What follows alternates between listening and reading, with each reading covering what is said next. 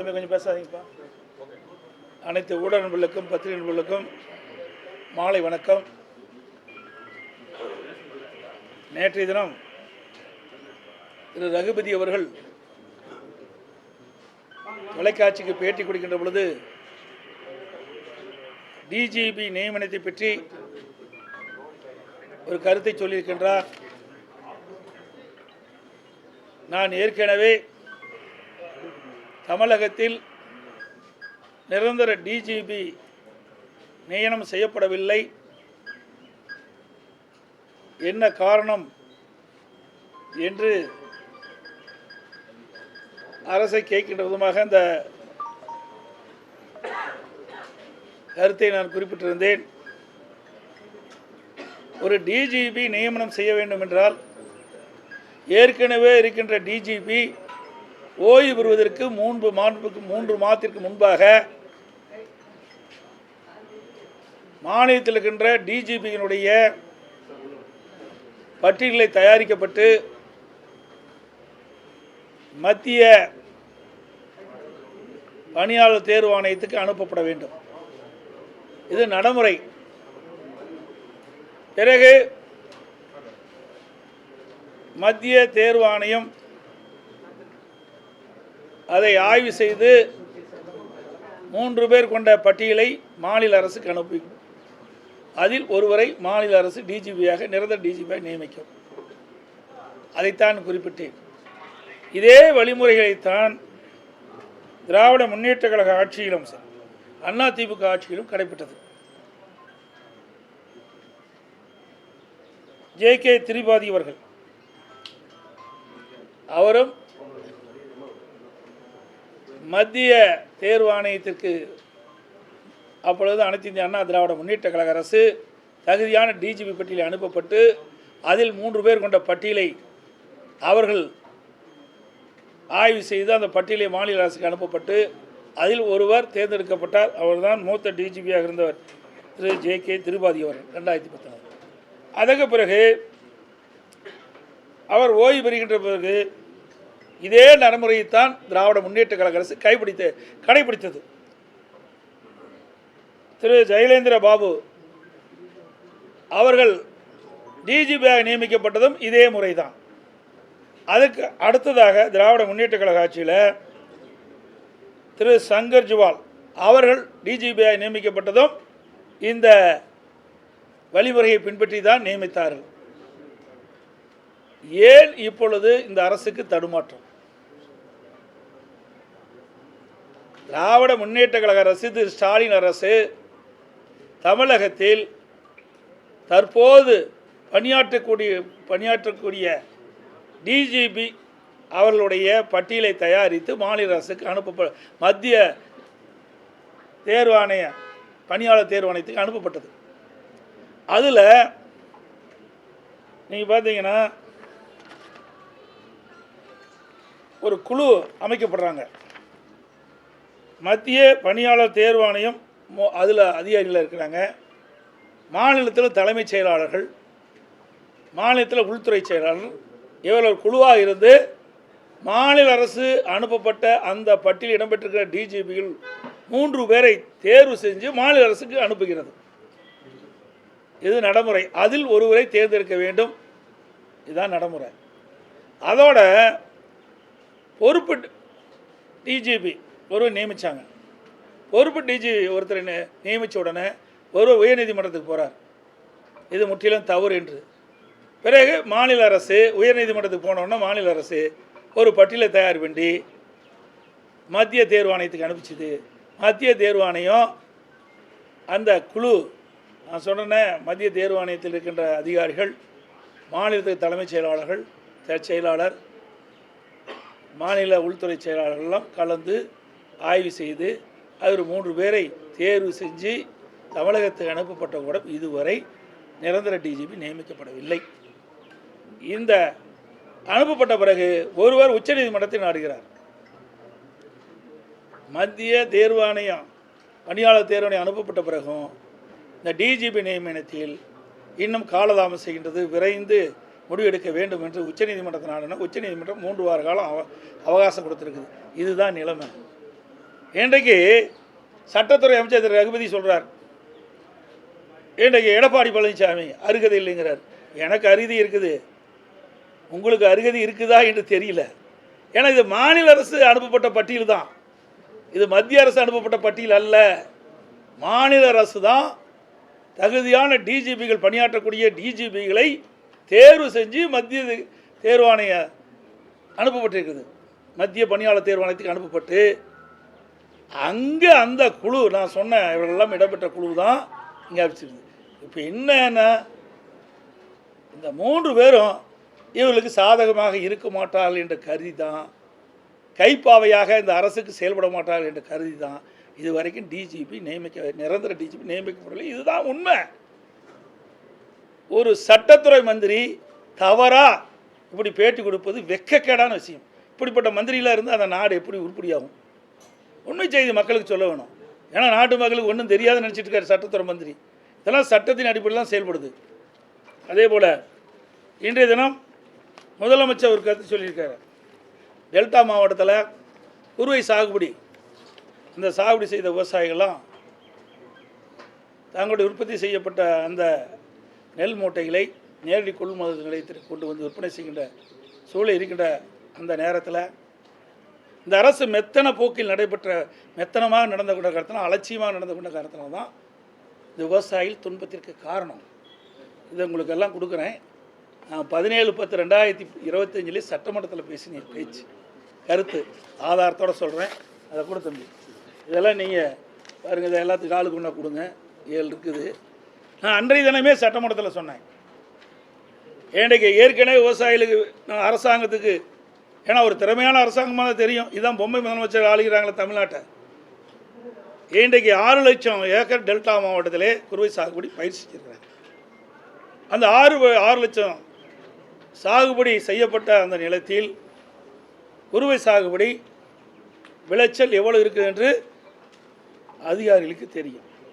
அப்படி இருக்கின்ற பொழுது முன்கூட்டியே திட்டமிட்டு விவசாயிகள் அறுவடை செய்ய விவசாயிகள் உற்பத்தி செய்யப்பட்ட நெல்லை நேரடி நெல் கொள்முதல் கொண்டு வந்தவுடன் உடனடியாக அதை நேரடியாக கொள்முதல் செய்யப்பட்டிருந்தால் அந்த பிரச்சனை வந்திருக்காது, தொடர் மழையில் நனைஞ்சிருக்காது.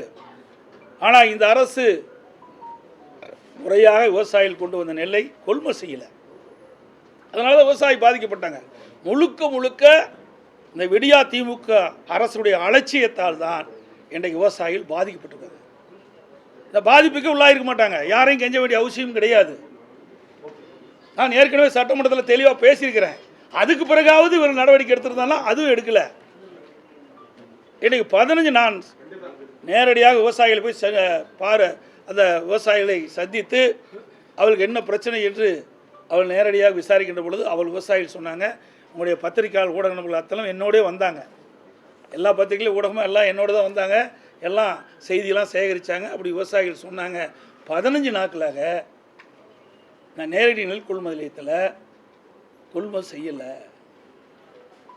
ஏற்கனவே கொள்முதல் செய்யப்பட்ட அந்த நெல்லெல்லாம் நேரடி கொள்முதல் நிலையத்தில் அடுக்கி வச்சுருக்குது. அதையும் அங்கிருந்து கொள்முதல் நிலையத்திலிருந்து குடோனுக்கு எடுத்து செல்லலை. அதனால் நேரடி கொள்முதல் செய்யப்படலை. அதோடு தேவையான அளவுக்கு எடை போடுகின்ற ஆட்கள் நியமிக்கலை. போதுமான அளவுக்கு அந்த நெல் மூட்டைகள்லாம் கொண்டு செல்வதற்கு லாரிகள் அமர்த்தப்படலை. ஏன்னா லாரிகள்லாம் நாங்கள் இது விசாரிக்கும் போது எங்களுக்கு டீசலுக்கு கூட பணம் கொடுக்க மாட்டேங்கிறாங்க. ஏற்கனவே எங்களுக்கு நாங்கள் நெல் மூட்டைகளை எடுத்து சென்றதுக்கு அந்த வாடகையெல்லாம் பாக்கி இருக்குது, டீசலுக்கு கூட பணம் கொடுக்கல. இன்னும் நேரடியாக எல்லா தொலைக்காட்சியிலையுமே திறந்த எல்லா தொலைக்காட்சியும் இதை படம் பிடிச்சாங்க, சேகரித்தாங்க. இதுதான் உண்மை நிலை. அப்படி 15 நாட்கள் தொடர்ந்து விவசாயிகள் கொண்டு வரப்பட்ட அந்த நெல் மூட்டைகளை கொள்முதல் செய்யப்பட்டிருந்தால் தொடர் மழையில் அந்த நெல்மணிகள் நனைந்து முளைத்திருக்காது, விவசாயிகள் பாதிக்கப்பட்டிருக்க மாட்டாங்க.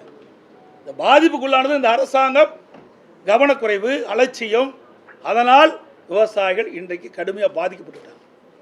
அதோட திராவிட முன்னேற்ற கழகம் ஆட்சி பொறுப்பேற்றது 4 ஆண்டு காலமாக இந்த குறுவை சாகுபடி செய்த விவசாயிகளுக்கு பயிர் காப்பீட்டு திட்டத்தில் இடம்பெற சரியில்லை. 2 வருஷத்துக்கு முன்பு வீரவசனம் பேசுகிறார் திரு ஸ்டாலின். நேராக மேட்டூருக்கு வந்து நானும் டெல்டாக்காரன் அப்படின்னு வீரவசனம் பேசி தண்ணீர் திறந்து விட்டார். ஆனால் இறுதியில் நெல் விளைச்சலுக்கு வருகின்ற ஒரு 20 நாளைக்கு முன்பாக தண்ணீர் இல்லாமல் அந்த குறுவை சாகுபடி செய்த அந்த நெல் பயிர்கள்லாம் காய்ந்து கருகி பெரும் நஷ்டத்துக்குள்ளானாங்க விவசாயிகள். அப்பொழுது பயிர் காப்பீட்டு திட்டத்தில் இந்த குறுவை சாகுபடி செய்த விவசாயிகளை சேர்க்கப்படாத காலத்தில் மிகப்பெரிய இழப்பீடு விவசாயிகள் சந்தித்தாங்க. இப்படி விவசாயிகளுக்கு விரோதமாக செயல்படுகின்ற அரசாங்கம் திராவிட முன்னேற்ற கழக அரசாங்கம். இப்போ கூட மத்திய அரசாங்கம் அந்த பாதிக்கப்பட்ட அந்த விவசாயிகள் அந்த மழையால் நனைந்த அந்த நெல்மணிகள்லாம் ஈரப்பதத்தில் 27% இருக்குன்னு நாங்கள் கோரிக்கை வச்சோம். நான் நேரடியாக போனேன். ஆனால் முதலமைச்சர் திரைப்படம் பார்க்க போயிட்டார். விவசாயிகளை பார்க்கல, விவசாயிகள் வடிக்கிற கண்ணீரை தெரியல, படம் பார்க்க போனார். ஆனால் எதிர்க்கட்சியாக இருந்தாலும் மக்களுடைய பிரச்சனையை எப்படியாவது தீர்க்க வேண்டும், அவர்களுக்கு ஆறுதல் சொல்ல வேண்டும் என்ற அடிப்படையில் நான் நேரடியாக டெல்டா மாவட்டத்துக்கு சென்று தஞ்சாவூர் மாவட்டம், நாகை மாவட்டம், இப்படி திருவாரூர் மாவட்டத்தில் நேரடியாக போய் விவசாயிகளை சந்தித்து ஆறுதல் சொன்னேன். அதோட அந்த கனமழையில் விவசாயிகள் பயிரிட்ட அந்த நெற்பயிர்கள் அழுகி போச்சு. அதை ட்ரெயில் எடுத்து பார்க்குறார். இப்படிப்பட்ட முதலமைச்சர் இந்தியாவில் எங்கேயும் பார்க்கல. போய் நேரடியாக விவசாயிகளை பார்த்து பார்க்க முடியாதா? அதான் தனி விமானம் வச்சுருக்கீங்களா? நேரடியாக திருச்சி போய் திருச்சியிலேருந்து 2 மணி நேரத்தில் போய் பார்க்கலாமே. ட்ரெயினில் கொண்டு வந்து அவர்கள் காட்டுறாங்க. அது என்னென்னு அவருக்கு தெரியாது, அது நெற்பயிராக என்னன்னு தெரியாது. சொன்னால் தான் இந்த முதலமைச்சருக்கு தெரியும். அப்படிப்பட்ட முதலமைச்சர் தான் நாட்டை ஆண்டு கொண்டிருக்கின்றார். இப்போ என்னை பற்றி இன்றைக்கி ட்வீட் விட்டுருக்கார். பச்சை துண்டு போட்ட பழனிசாமிலாம் சொல்லியிருக்காரு. உண்மைதான், நான் விவசாயி தான், உங்களுக்கு எல்லாத்துக்கும் தெரியும், இங்கே இருக்கின்ற ஊடக நபர்கள் அத்தனை பேருக்கும் தெரியும். இன்றைக்கு நேற்றைக்கு இல்லை, நான் என்றைக்கு சட்டமன்ற உறுப்பினர்னா அன்றையிலேருந்து இன்று வரை நான் விவசாயம் தான் பண்ணிகிட்டு இருக்கிறேன். இதில் ஒன்றும் மறைச்சி சொல்ல வேண்டிய அவசியமே இல்லை, தொழிலும் அதுதான். ஆனால் இந்த விவசாயிகளுக்கு துரோகம் செய்த ஒரே கட்சி திமுக ஆட்சி. திமுக அரசாங்கம் திரு ஸ்டாலின் அவர்கள் துணை முதலமைச்சர் இருந்த காலகட்டத்தில் தான் மீத்தேன் ஹைட்ரோ கார்பனுக்கு புரிந்துணர்வு ஒப்பந்தம் போடுவதற்கு துணை நின்றவர். டெல்டா மாவட்டத்தை பாலைவனமாக்க முயற்சி செய்தவர் இன்றைய முதலமைச்சர். அனைத்து இந்திய அண்ணா திராவிட முன்னேற்ற கழக அரசு இருக்கின்ற காலத்திலே, நான் முதலமைச்சர் இருந்த காலத்திலே அந்த விவசாயிகளுடைய நிலங்களை பாதுகாக்கின்ற விதமாக மத்திய அரசோடு போராடி வாதாடி டெல்டா மாவட்டத்தை பாதுகாக்கப்பட்ட வேளாண் மண்டலமாக கொண்டு வந்து அந்த விவசாயிகள் வயிற்றில் பால் வார்த்தது அதிமுக அரசாங்கம். 50 ஆண்டு காலம் காவிரி நதிநீர் பிரச்சனை தீர்க்கப்படாமல் வந்தது. சட்ட போராட்டம் நடத்தி அந்த விவசாயிகளுக்கு ஒவ்வொரு ஆண்டும் கிடைக்க வேண்டிய பங்கு நீர் கிடைக்க செய்ததும் அதிமுக அரசாங்கம். விவசாயிகளுக்கு எப்போதும் ஆதரவாக இருந்த அரசாங்கம் அதிமுக அரசாங்கம். 2 முறை விவசாயிகளுக்கு விவசாய தொடக்க வேளாண் கூட்டு கடன் சங்கத்திலே வாங்கிய பயிர்க்கடன் 2 முறை நாங்கள் தள்ளுபடி செஞ்சுருக்கிறோம். அதே போல் எப்பொழுதெல்லாம் இயற்கை சீற்றத்தில் விவசாயிகள் பாதிக்கப்பட்டாங்களோ அப்பொழுதெல்லாம் ஓடோடி விவசாயிகளை சந்தித்து அந்த பயிர்களெல்லாம் பாதிக்கப்பட்ட பயிர்களெல்லாம் கணக்கிட்டு வறட்சியிலும் வறட்சி நிவாரணம் கொடுத்த ஒரே அரசாங்கம் அதிமுக அரசாங்கம். 2248 கோடி சுமார் கொடுத்துருக்குறோம். அது மட்டும் இல்லை, ஒரே ஆண்டில் 2 முறை இந்த விவசாயிகள் நெற்பயிர் பாதிக்கப்பட்ட பொழுது 2 முறையும் நாங்கள் இழப்பீட்டு தொகை விவசாயிகள் கொடுத்துருக்குறோம். இது அதிமுக ஆட்சியுடைய சாதனை. அது பொறுத்து கொள்ள முடியல. இன்றைக்கு விவசாயிகள் இந்த அரசு மீது கொந்தளிப்பாக இருக்கின்றார்கள். அதனால் இன்றைக்கு ஸ்டாலினும் ட்விட்டரில் என்ன பற்றி போட்டிருக்காரு. இன்றைக்கு மத்திய அரசு இந்த ஈரப்பதம் 22 எடுக்க மாட்டேன்னு சொல்கிறாங்களே, இது என்ன மத்திய அரசு தெரிவிக்கப்பட்டது என்ற விவரம் இது வரைக்கும் தெரிவிக்கலை. இது வரைக்கும் தெரிஞ்சதான் நாங்கள் அதுக்குண்டான பதில் சொல்ல முடியும். என்ன காரணத்துக்கு நிராகரித்தார்கள் அதை சொல்ல வேணும்ல. அப்போ தான் விவசாயி தெரிஞ்சவங்க எதிர்க்கட்சி தெரிஞ்சுக்க முடியும், அரசாங்கத்துக்கு தான் அது தெரியும். இன்னொன்று, துணை முதலமைச்சர் வேக வேகமாக தஞ்சாவூர் போனார், டெல்டா மாவட்டத்தை சுற்றி பார்க்கணும். பரவாயில்ல, இன்றைக்கு விவசாயிகளுக்கு ஏதாவது ஒரு நிவாரணம் கிடைக்கும் அப்படின்னு நாங்களும் நினச்சிருந்தோம். அங்கே போய் விவசாயிகள்லாம் பார்க்கல. ரயில் நிலையத்துக்கு போனார். அங்கே விவசாயிகள் உற்பத்தி செய்யப்பட்ட நெல் மூட்டைகள்லாம் ரயிலில் அடுக்கி வச்சுருந்தாங்க. அதை கொடியை தூக்கி வச்சுருந்தாங்க. இது ஏற்கனவே விவசாயிகளுடைய நிலெல்லாம் அங்கே தான் போய் ஏற்றி போயிட்டுருக்குது. அதுக்கு அங்கே போக வேண்டிய அவசியமே இல்லையே.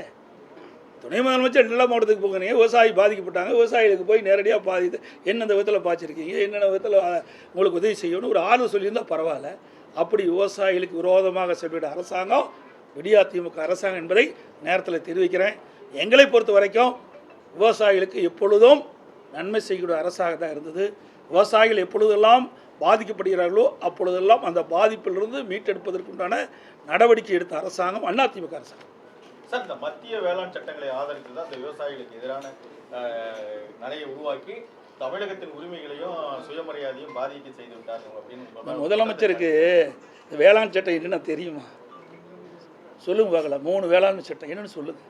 3மே தெரியாது முதலமைச்சர். தமிழ்நாடு பாதிக்காதுங்க, வட மாநிலத்திற்காக பார்த்தீங்களா, அவையெல்லாம் மண்டி வச்சுருக்கிறாங்க, அவர்கள் தான் பாதிப்பாங்க. புரியுங்களா? இந்த 3 வேளாண்மை சட்டத்தை என்னென்னு அவர் சொல்லிட்டு நான் பதில் சொல்கிறேன். சொல்ல தெரியாது. நானும் சட்டமன்றத்திலே கேட்டேன். முதலமைச்சர் அவர்களே எதிர்கட்சியில் இருக்கும்போதே நான் ஆதரிக்கும் போதே என்னை கேட்டார். நான் கேட்டேன், என்ன விளக்கத்தை சொல்லுங்கள். நான் விளக்கம் சொல்கிறேன். தமிழ்நாட்டுக்கு என்ற விவசாயிகள் 3 வேளாண் சட்டத்தில் எந்த விதத்தில் பாதிக்கிறாங்க சொல்லுங்கள், நான் பதில் சொல்கிறேன்.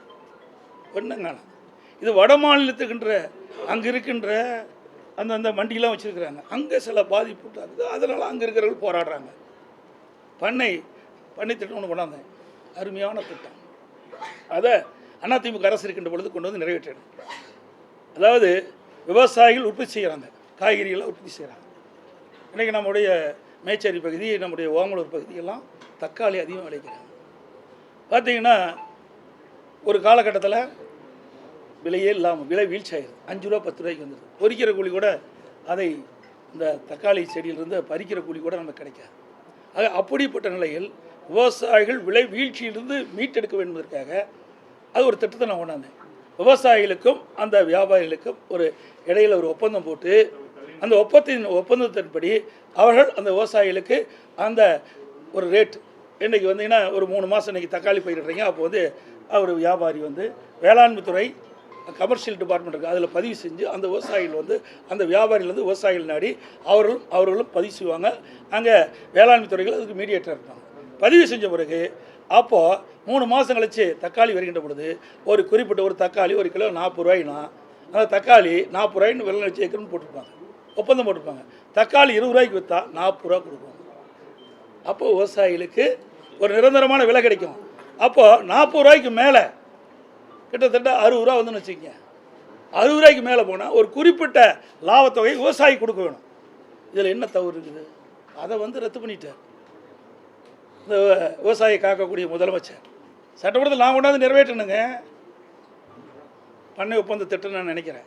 இதெல்லாம் எதுக்கு சொல்கிறேன்னா இந்த இன்னும் சொல்கிறேன், இதில் சில திட்டங்கள் விவசாயிகள் உற்பத்தி செய்யப்பட்ட பொருளை இந்தியாவில் எங்கே விட்டு போனாலும் விற்கலாம். அது ஒன்று, அந்த 3ல். இன்னொன்று, விவசாயிகள் உற்பத்தி செய்யப்பட்ட பொருளை நமக்கெல்லாம் வந்து மார்க்கெட்டிங் கமிட்டி இருக்குது. அந்த மார்க்கெட்டிங் கமிட்டியில் கொண்டாந்து விற்பனை செஞ்சால் தான் செஸ் 1% வசூல் பண்ணுவோம். இப்போ என்ன இருக்குதுன்னா நம்ம தமிழ்நாட்டில் வெளியில் இன்றைக்கி சேலத்தில் இருக்குது மார்க்கெட் கமிட்டிங்க இருக்குது, ஆத்தூரில் இருக்குது. இன்றைக்கி இந்த ஒரு ஏரியா பிரிச்சுருக்காங்க சேலத்தில்.